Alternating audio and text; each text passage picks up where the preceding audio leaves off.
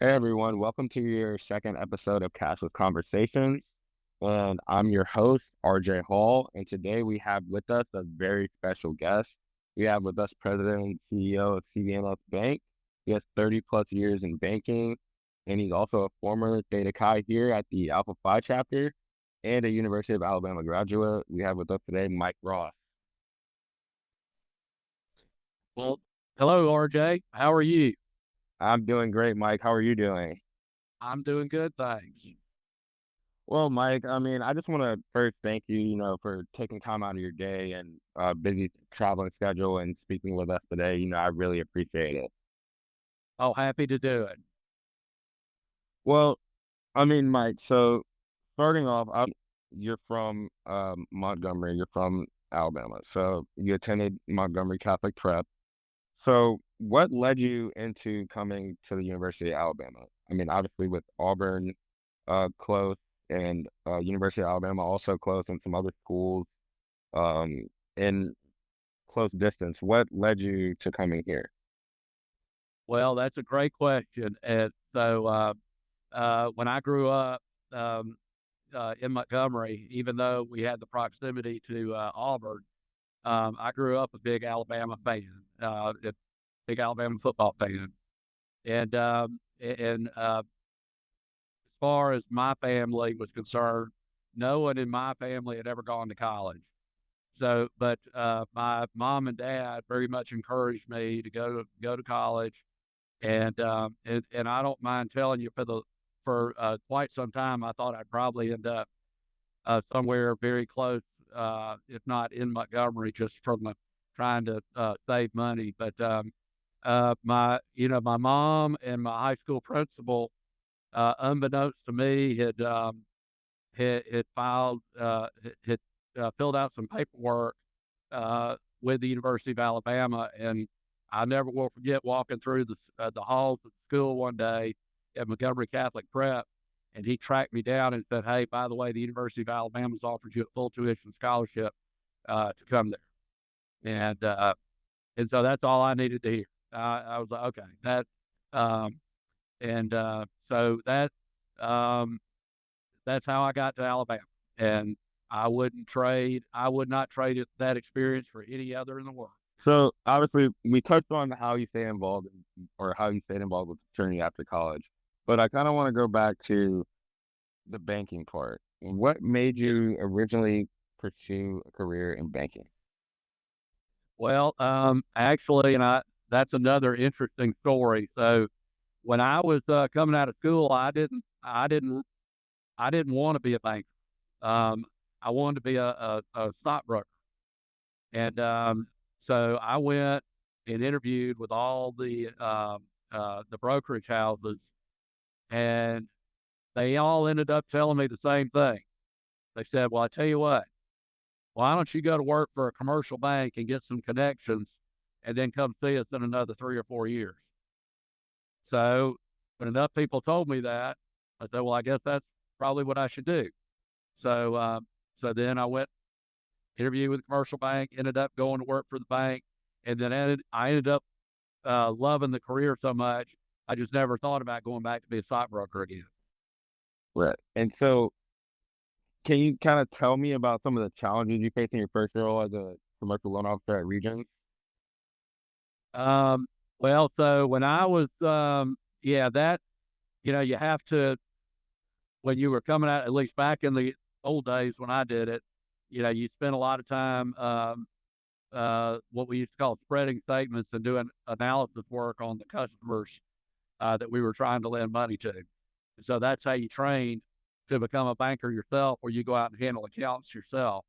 So, and I was real lucky to get to work with uh, a lady by the name of Marie Alexander. She was really, really, really a good banker. And when I came off the training program, uh, I ended up doing all of her grunt work, and she handled all of the best companies that there were in Montgomery at the time. So Wow. I I was lucky. That was a great training ground for me, and kind of helped catapult my career in the business. So you would say this your first job as a commercial loan officer was definitely gave you some of the skills to be foundational building blocks to where you are today. Oh, no question about it. So, in the business school, I think we still offer GBA 490. We do. I have to take that next semester. So, when you're trying to figure out if you can loan money to a company, all you do is the case study from GBA 490. Um, so that class, when you take that class and you start going through the cases in that class, if you ever have any interest in being a commercial banker, if you like doing that, that's what you do as a commercial banker. And I see also, I mean, just going through your career a little bit, I mean, you spent some time at South Trust and then went to uh for middle marketing at Regions. And then you spent some time at Rent and was eventually CCO, Chief Commercial Officer there. So can you say a little bit about the time at Yeah. So, do a little bit of that? yeah, let me, so I have changed jobs 3 times in the last 35 years. And Wow. every time I changed, the bank I was with was going through an acquisition and my job went away and I had to go do something else. Okay. So, um, so when Wachovia bought South Trust, my last job with South Trust was worked with all the commercial banking teams in Florida. And so the guy that had my same job at Wachovia, he ended up taking the job for the combined company, and they asked me to leave, and which was a beautiful thing. They were very generous, um, and then that's when I went to Regions, and then so I headed up all the specialty lending and corporate banking for Regions, and then 16 months later, Regions and AmSouth merged. So so then I still had a job at Regions, the new Regions, but I had a big financial incentive to leave if there was something else I could do. So I was reached out to uh, I was reached out to by Renaissance, um, and first job was they wanted me to come in and head up Alabama for them. And the bank at that time was about a $3.5 billion bank. We grew it up to it was just shy of 10 billion. And then my old boss, who was their CEO, was getting close to retirement age, and so their board was trying to determine who was going to succeed him, and that contest, if you will, was between me and a couple other people internally. And for a lot of reasons I'm not going to get into, I was not selected. Um, and so then when I was not selected, they wanted me to step down when they got ready to make their next acquisition. And again, they were very generous. It was and I have nothing good things to say about that company. But as it turns out, my predecessor at CB&S was retiring right about that same time, and so and my wife was born and raised in that part of the state. She was born and raised in Decatur, and that's not far from Russellville. And so anyway, and our kids were getting to the point where they were out of school, and so I took the job, and it's been a blast.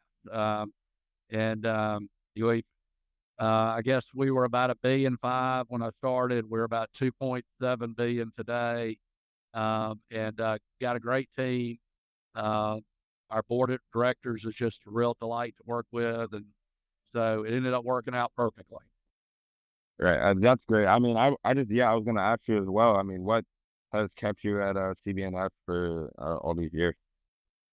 Well, just number one, I like the people, and I'd always wanted to run the whole from the first time I interviewed with the Fred Crumbs and other executives for the large Birmingham banks. I always wanted to run a regional bank, and so this was my shot. and I got it, and I'm like, well, okay, we're gonna see what we can do with it. And so so again, it's just been a lot of fun, um, and we're trying to continue to grow and plan on continuing to grow. So, I mean, obviously holding all these different leadership positions, VP, executive VP, CCO, and now president and CEO. Um, what are some key leadership lessons that you've learned throughout the years? Well, so one and um, so when I was a student at Alabama, and when I was coming up through high school, uh, Coach Saban wasn't around yet. It was Right. we had Coach Bryant, and frankly, I was always just a student of Coach Bryant and watch how he handled the football team. And little things on working with your team. If Coach Bryant used to say, if we get beat, it's my fault, but if we win, the team won it. And just little things like if somebody makes a mistake, take ownership of it yourself. If somebody has a big success, give them all the credit. Um, that builds loyalty. It makes them feel good about what they're doing every day. And then now something you take from Coach Saban is being able to overcome adversity, because not everything is all roses every day in banking, or frankly anything in life.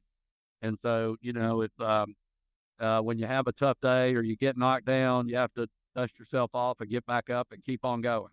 And so the first time that first acquisition between South Trust and Wachovia, I mean, I had never been in a job where somebody came and told me, "Hey, we don't want you here anymore." And so I was just stunned.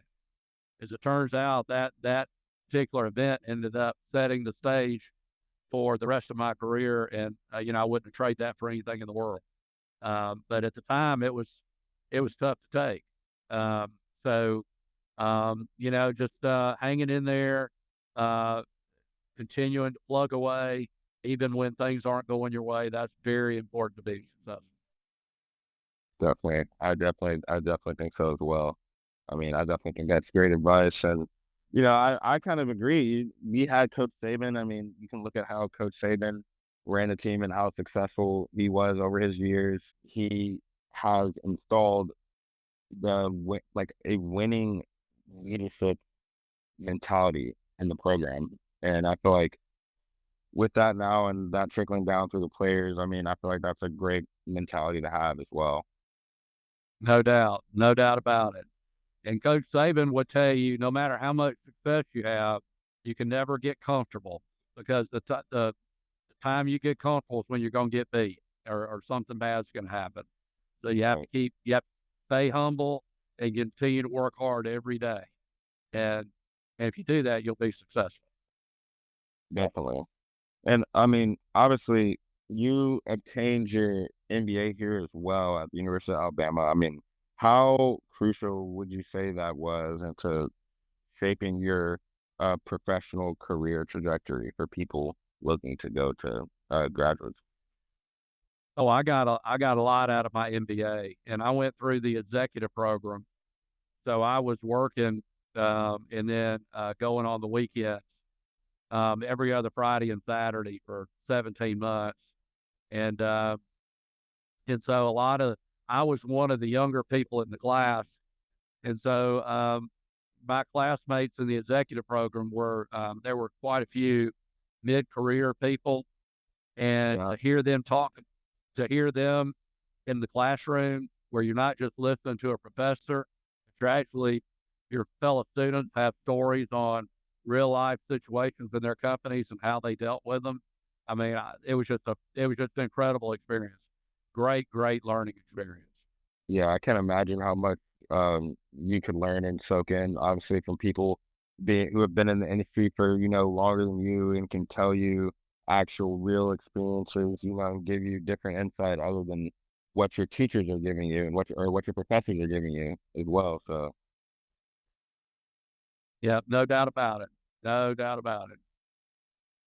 And so, I mean, being in banking for 30 plus years, how have you adapted to the changes in banking that have been occurring from the time you joined to now? Well, gosh, that's a great question. The Just being resilient is really the only thing I know to say. Back when I first started my career, um, yeah, there were no such thing as cell phones. There was no email. Um, the People communicated on the telephone. If I was traveling on a business trip and I was in the car, I'd stop at the phone booth and make phone calls and return calls, call the office, make sure I didn't have anything I needed to take care of there. And then, you learn to deal with the technology and learn how to use it and make the best of it. And then, particularly in banking, the regulatory environment's changed a lot over the years. So that's really, I mean, candidly, that's just a matter of understanding what the new regs are and knowing Yeah, how to and learning how to comply with them.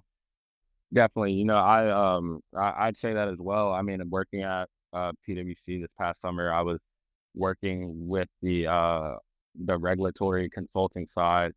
And I mean, yeah, it's changing constantly, especially the regulatory side. It's constantly changing day to day, month to month. There was a change in the regulatory side actually midway through my summer project, and we had to kind of switch gears midway through with the project and how we were handling the clients. So, yeah, the regulatory Oh, environment is wow. constantly changing Yeah, no doubt. Yeah, the regulations in many industries are a lot. There's a lot more that you have to comply with than you used to have to. for sure. So, I mean, with that being said, and all the technology and stuff like that that's being introduced, and all the new innovations, what trends, innovations do you think are shaping the future of the banking industry? So probably a lot of the same things that are going to shape the future of a lot of industries. AI is going to be very, very powerful. And Understanding how to it can help you be efficient, but it can also get you beat, and the crooks can use it to steal from you as well. Right. So it's a learning how to use AI to your advantage is going to be critical to success on a go forward. Again, not only in banking but in a lot of industries. Um, and the I would say that's probably the biggest single item. I mean, anything digital. I mean, so much of our business has gone digital now um, that it's uh, paper checks are becoming more and more rare. Our older customers like me still use them. The very few people write paper checks anymore among our younger generations. Yeah, for sure. For sure. I mean, I definitely think, things just in the banking industry, it's definitely different, with being able to have things like Apple Pay and things like that introduced, like, as it's constantly changing. Yeah, no doubt about it. Yeah. So, and so now, I mean, I'm gonna pivot to a segment I like to call crowd questions, where we ask our Smart Pay Society members to kind of reach out to you and ask any questions that they might have. So, Okay. one of the questions that one of our members asked is, "How did you keep a passion for banking after all of these years?" Great question. And I would, and I'll let me answer it this way.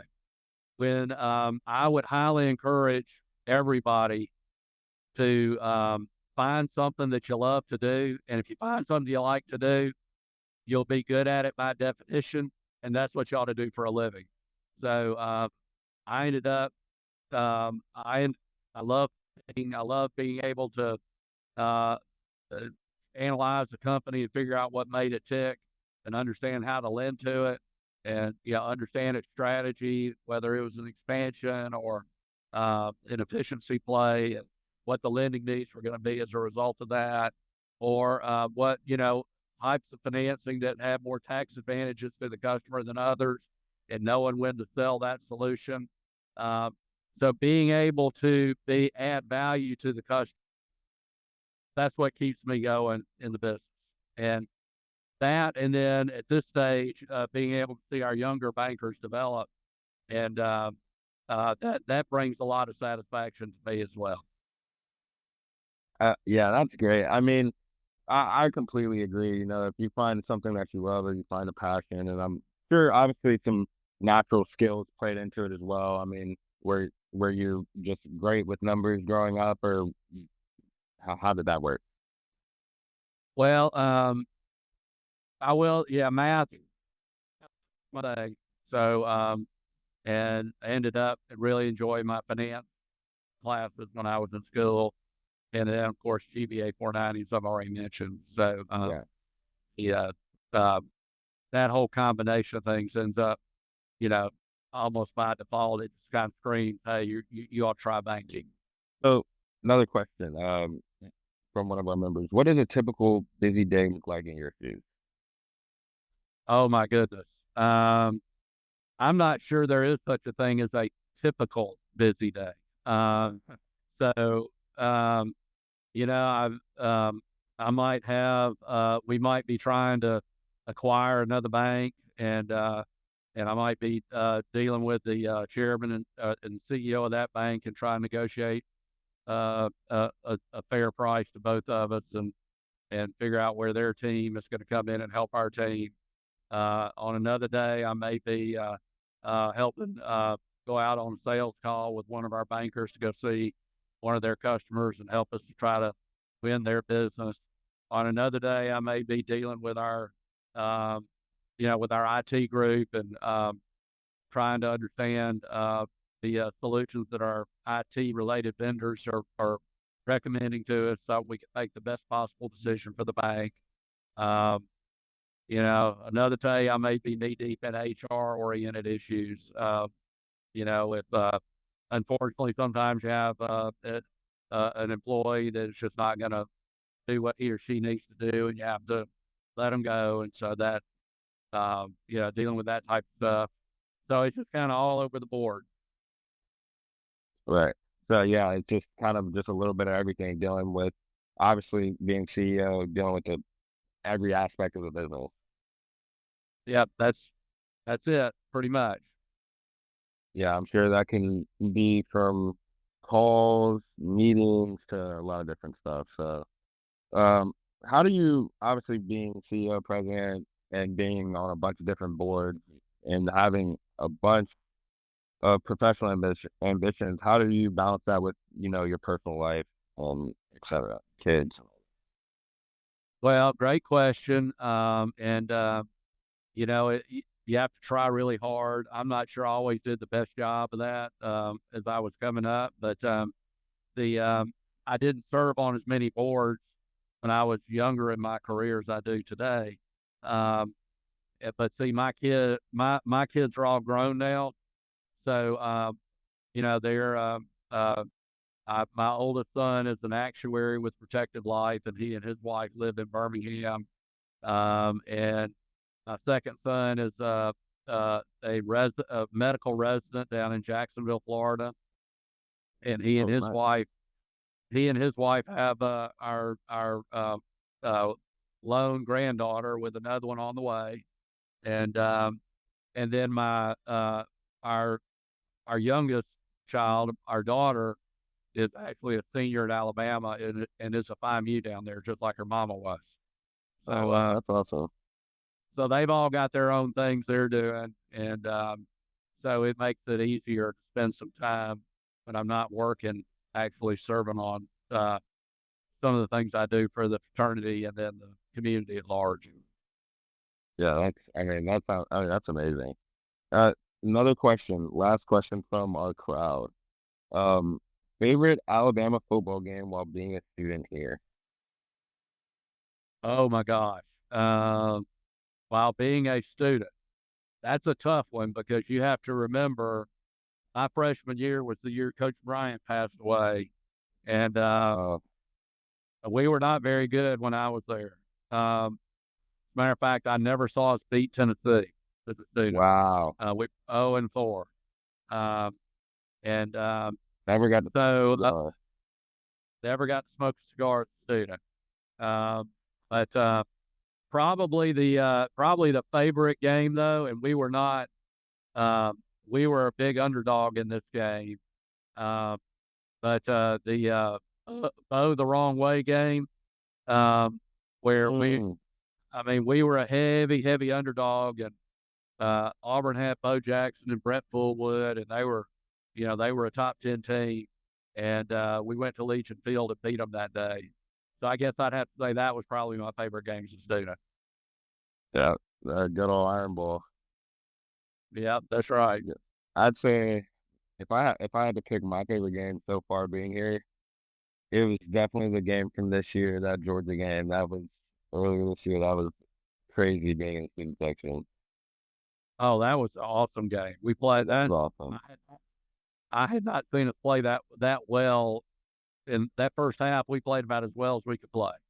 Um, Amazing. You played amazing that first half. I yeah, thought I thought I thought we were winning the national championship after that first half, but hey, yeah, didn't work out how I thought. yeah. Oh well. And The then so now I'm gonna transition into final segment, which I like to call some rapid fire questions. What's the best career advice you've received? that I received. Mm-hmm. Um, the well, I guess really just kind of uh, a repeat of something I've already said is to just whatever it is you decide to do, just give it 110%, and don't ever let up. Um, and no matter how much success you have, just stay humble and keep working. And and if you do those things, good things will happen. Yeah, I agree. That sounds very similar to what my parents told me. Just give 110%. I mean, they always told me we don't really care what you do. You're 110% at what you do, and you'll find a prosperity in it. So, No doubt, no doubt. and another question: if you could have dinner with any historical figure or celebrity, who would it be and why? I think I know who this might be. Oh well, yeah, that would. I don't know though. If it's just one, that would be tough between Coach Saban and Coach Bryant. Uh, Mm-hmm. but only because I grew up with him, I probably have to say Coach Bryant. Coach Bryant. And he was bigger than life, and I've actually had the pleasure of I've been at some events with Coach Saban before, but when I was a kid and Coach Bryant was the best coach in college football. I mean, he was just again he was just bigger than life, and so if I had to pick one, that'd probably be it. Definitely, definitely. I kind of figured so. Um, and finally, what's one thing that you miss the most about college life? Oh wow. Probably the ability to be carefree and uh, maybe we were bad when I was there about finishing up class Friday and heading out to go grab a beer with your fraternity brothers at one of the beer specials on a Friday afternoon, and just doing that kind of thing. That would probably be what I miss most. Definitely. I mean, I definitely agree. We try to take advantage of those moments. The guys living in the house now, we talk about that all the time. Like, man, we're older. You're not gonna have the opportunities. There'll probably be a couple guys in your area because now it's kind of hot spot locations. It's Nashville, it's Atlanta, it's Tampa. There'll be probably a guy or two in your area, but you won't get to see them every day like it is now, or hang out with them every day like it is now. So we definitely try to take advantage of that while being here while we can. Oh yeah, cherish those moments. I can assure you, because we have to. And the same guys that I used to go drink beer with on Friday afternoon are the same guys that I end up when if we're playing football and everybody's coming to Tuscaloosa, that we try to get together, and and we have to be a lot more deliberate about it these days, because we've all got our jobs and our families and all that good stuff. Right. Right. Definitely some more logistics behind it now. Yeah, that's right. And you know what? When we do get together, though, we tell the same old stories, and just laugh and laugh and laugh of all the dumb stuff we did when we were students. We do the same things now. I mean, we'll talk about we have tons of stories, obviously stupid stuff we've done, pledgeships when we were freshmen, and we just talk about those all the time now. But I can't imagine what other memories we build. I mean, living in the house for the rest of the year and then before graduating. So, Yep, yep, yep. How again? I cannot over. I would cherish every moment of that. but well, Mike, I really want to appreciate you, for taking time once again out of your busy schedule today and talking with us. And I want to thank you for sharing your story and your personal background and what led you to become what you are today. I really appreciate it. Well, well, listen, RJ, I thank you, and I'm glad to do it, and I wish you and everybody else on the podcast nothing but the greatest success as you uh, move through your time at Alabama and then get off into your careers. So I wish y'all all the best of luck. Well, Mike, I really appreciate it. I thank you very much. And everyone for the podcast, stay tuned for your next episode of Cashless Conversations. Follow Smart Pay Society on Instagram and subscribe to Cashless Conversations on YouTube.